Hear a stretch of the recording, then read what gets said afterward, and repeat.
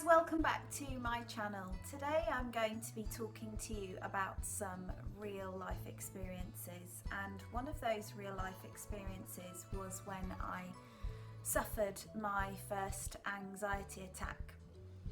I'm going to take you step by step through what happened.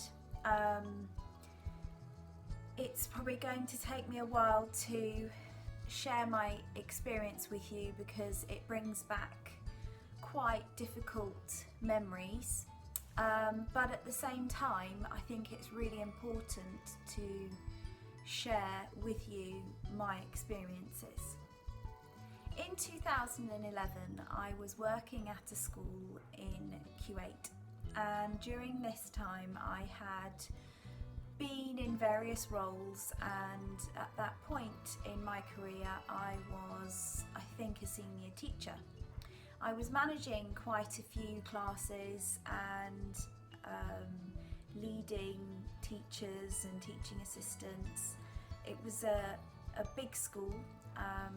There were 4 classes per year group, and so to have been in that role at a young age, it was challenging, but I did relish the challenge and enjoyed teaching in the school. Whilst I was working abroad, there were some things that happened back home which you have no control over, and difficult things can happen, and you have to try and work out how you're going to deal with them, and whether you're going to go back home or whether you will stay abroad, and especially if it happens part the way through the year. It sounds like I am being difficult in trying to explain what those things could be, but some of them can be happy moments. So if your friends get married, if they have christenings, or special birthday celebrations, but there are also the difficult ones. So if you lose a family member or something terrible happens back home. It was the beginning of the year, so around February time, and I lost my grandma. I didn't quite know how to deal with the loss. I mean, how do you deal with any loss? It was a difficult time, and I remained at school because it wasn't a holiday, and when you're living abroad, particularly if you live quite far away from the UK, it's not as easy to just fly back, and I decided not to return to the UK. So I dealt with the loss in my own way whilst I was in Kuwait, and then a few months later, maybe not that long afterwards really, school was challenging, and I was being thrown a lot of curveballs, and I was dealing with them, and I was enjoying the challenge. I really did enjoy the challenge. And then one day I had a regular day at work, and I got in the car. My apartment was about, well, if it was a good day and the motorway wasn't crazy as it always was, on a good day it would take me about 20 minutes to get home. And I got in the car, and as I was driving, particularly in Kuwait, you have to really concentrate when you're driving as well, so I was being really conscious of getting home safely and being aware of everything around me, and you have to be on high alert. And as I was driving along, I felt really strange. I felt this pressure in my chest. And at first I thought maybe it's the heat, because it was quite warm outside, and I thought maybe, I don't know, I don't know what I thought.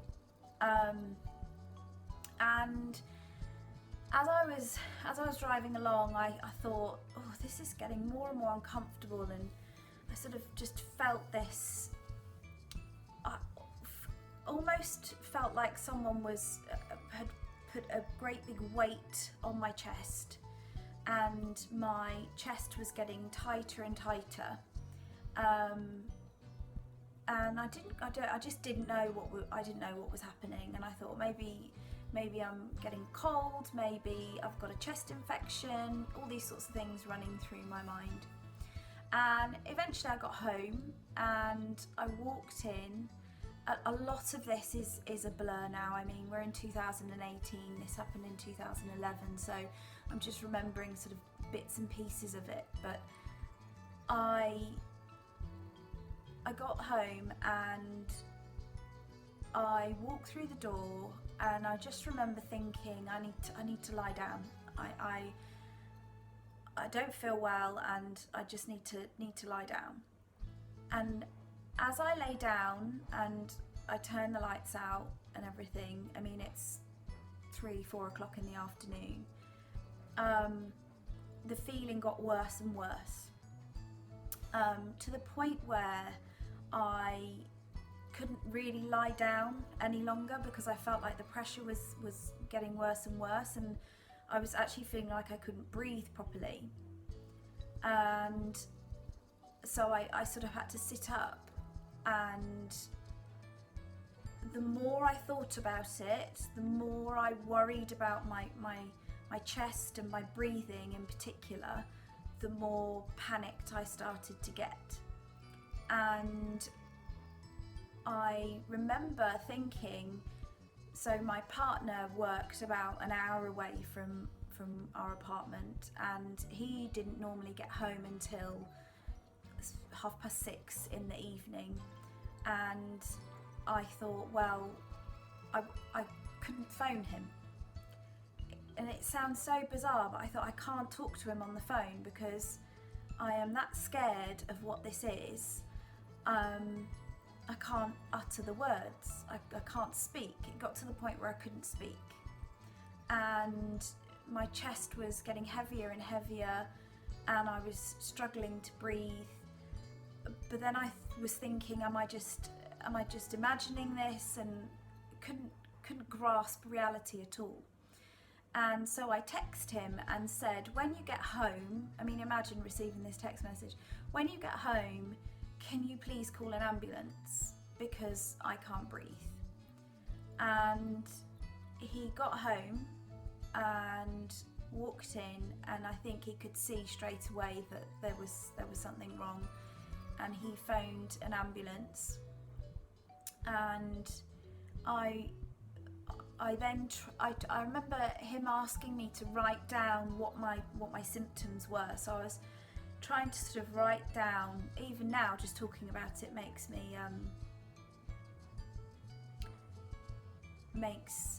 me feel a little stressed. So I wrote down how I was feeling, which the main feelings were this pressure on my chest and the struggle. I thought I couldn't breathe, and that I wanted oxygen, and I just got it in my head that I needed oxygen. And so the paramedics arrived, and from what I can remember, they only spoke Arabic, so it was a struggle for my partner to explain to them what my problems were. I can't even remember what they did now. I just remember just demanding oxygen, and they took me in the back of the ambulance, and the whole of our street, all the kids from the street decided to congregate outside the ambulance. And I remember feeling embarrassed and humiliated that, I don't know, I just felt like there's nothing wrong with me, but there is something wrong with me, and I can't put my finger on what it is. And I just want somebody to help me and stop me feeling like this. The ambulance took me to the hospital. They took me straight into the A&E.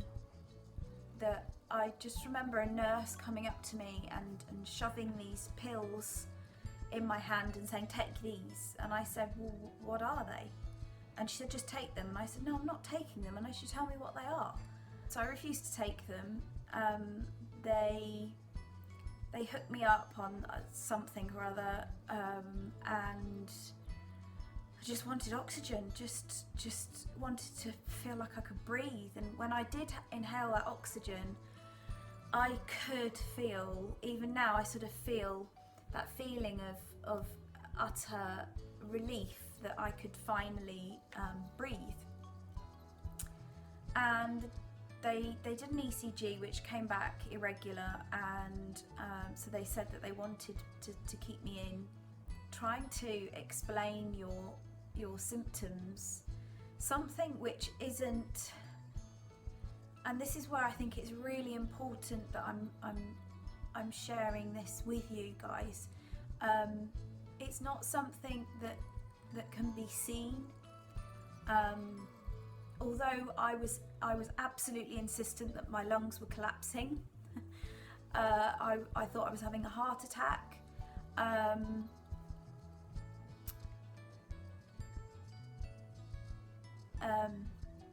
And so they took me onto a ward to keep an eye on me, which I wasn't particularly happy about, because in Kuwait men can't, it's segregated wards, so it was a female ward, so there were only females in there, and so my partner had to wait outside, and not knowing how I was or anything, and I was there for about 2 hours waiting for the doctor to come round, and this doctor arrived. He just looked at me and he said, and he looked at my notes and he said, have you had a particularly stressful day today? And I said, no, it's just been a normal day. And he said, are you sure? Are you sure that, you know, you haven't, something hasn't happened to trigger this? And I said, no, it's just been a regular day. Anyway, to cut a long story short, I discharged myself because I didn't have anyone to talk to, and I just felt alone on this ward, and I just wanted to go home. I was so tired. It was about, I don't know, 2 or 3 o'clock in the morning, and I just wanted to go home to my own bed and just sleep. So I went home, and then the next day, first thing in the morning, went back. By this point I was starting to get that feeling again in my chest, and I needed that oxygen.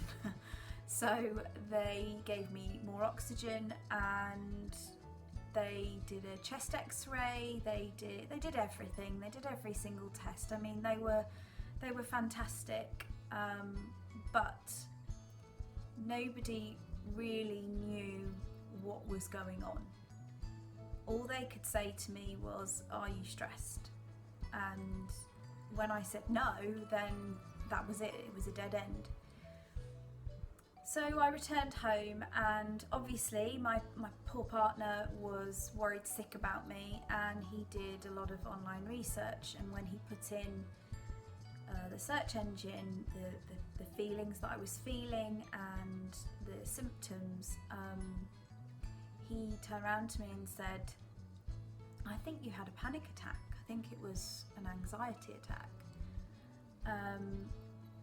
And he said, I just remember him saying, when it happens, just nothing's going to happen to you, you know, nothing bad's going to happen to you, so just fight it. But every time it did happen thereafter, and it kept happening, I would say I didn't go back to work because I couldn't function. It would be like this wave of, it was horrible, this wave of I don't know how to describe it. This pressure would come, but then this whole feeling of, I don't know where I am, I don't know who I am, I don't know where I'm going, why am I here, something terrible is going to happen, and it would happen, it would sort of, the attack would happen, it would last about 10 minutes or so, and then it would slowly ease away and I would go back to normal, but then I would be worrying so much that it was going to happen again that it would trigger another one, and it was several days of just this ongoing attack after attack after attack, and honestly I felt like I was losing my mind, and I truly thought I was going crazy, and I just didn't want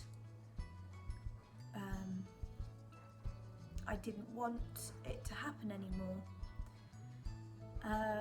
It was really difficult. And then work were great about it, so I just contacted them and said that I was having panic attacks, anxiety attacks. I sent them my chest x-ray and the doctor's note and everything. But you get this feeling, and this hasn't happened to me in the UK, so I don't know how schools deal with it in the UK at all. But I just got this feeling that it wasn't deemed to be a real illness, or it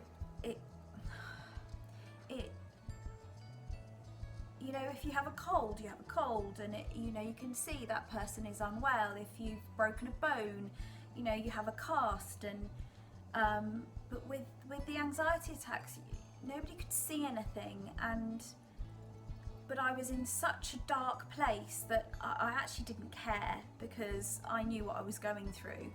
I suppose it wasn't until later on that I thought nobody really knew how to deal with me. No one knew what to say to me, because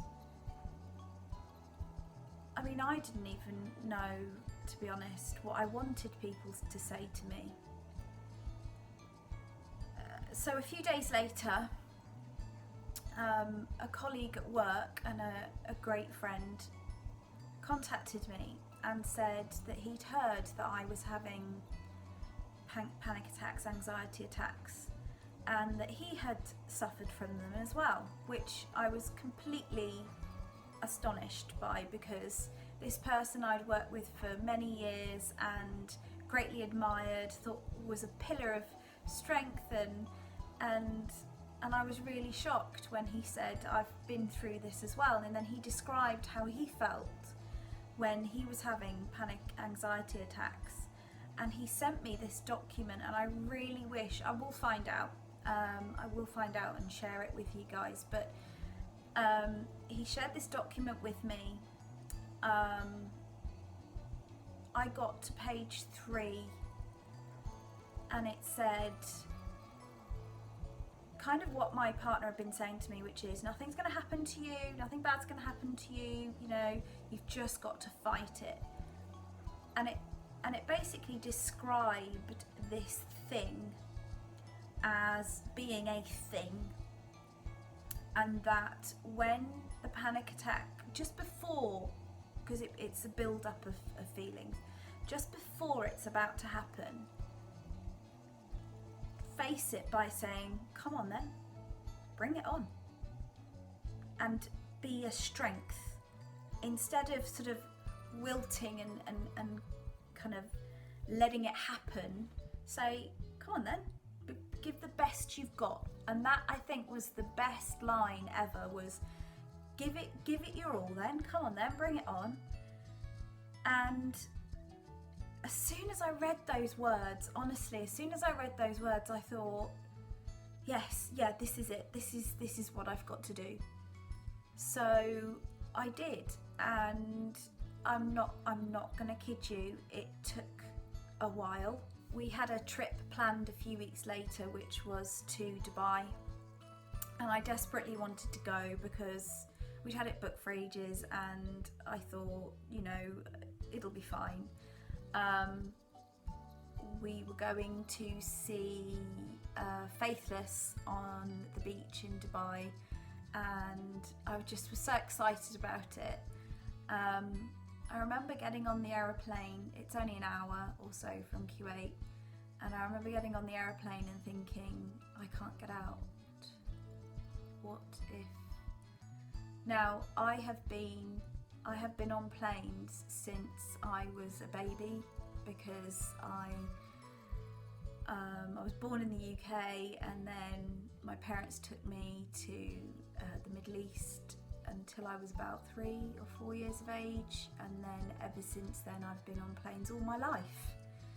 And I've loved travelling, loved going on planes, and suddenly I was on this plane. I mean, it wasn't a small plane, but it was, you know, and I thought, I can't do this. I can't sit on this plane. There are people everywhere, and so I remember sitting next to the window and just willing this journey to end as quickly as possible. I think I had a panic attack on takeoff, panic attack halfway through the flight, and then a panic attack on landing. Could not wait to get off of that plane. And fortunately, in the Middle East, people are up ready to get their belongings as soon as you've landed. They don't even take off the seatbelt sign, and people are standing up, so that was a benefit for me. So I got off this plane, and then I was fine, and we had booked such a lovely hotel. Such a lovely hotel, stunning view of Sheikh Zayed Road, whatever you call it. Couldn't look out the window. Couldn't look out the window because I had a panic attack because we were so high up. I mean, I'm the girl that's done 2 skydives, you know, out of a plane, 14,000 feet. I am not scared of heights, and I couldn't look out of the window. We had to have the curtains closed the entire time. Went to watch Faithless. It was amazing. Of course it was amazing. It was fantastic. Had a panic attack because there were so many people. And I just thought, is this going to eclipse my life? Is this my life now? And so that's when I thought, I've got to try and fight this. I have to fight it. And it took a long time. Months and months and months and months. But little by little, with that mantra of, come on then, bring it on, it started to go. And only in extreme situations do I now start to get that feeling. And even when I do start to get that feeling, I do not let it swamp me. I do not let it take over. It is not going to define me. And I think, I mean, I never expected to have gone through that in my life, but I'm so glad that I did, because I can help others and share my story and say that it's okay, and that, you know, it is something that is real. It's not in imagination, you know, it's not something made up, it's not just you, it's something that you need to talk about. And I have to say, for the first few weeks I couldn't talk about it because it would bring on a panic attack, and I would get anxiety about sharing it with people because I didn't know how people would judge me, or But it is so important to do that. I have to admit, I think the job at the time did put a lot of stress on me, and I don't think that helped. But as time went on, I realised that I needed to take time for myself, and have a bit of self-healing and look after myself, really. You know, your job is not the be-all and end-all, it really isn't. I know with teaching that we're all so passionate about our jobs, and we want to give our all, and we want to give it, you know, everything we can to it and to our children. But, you know, there is a person underneath there. We're not robots, and you need to talk about things and not be alone. And I think that's why I wanted to do this. I wanted to share with you what happened to me, and I hope that it might help someone. And if you ever need to talk, then I am here. And that's about it, really. I will see you soon.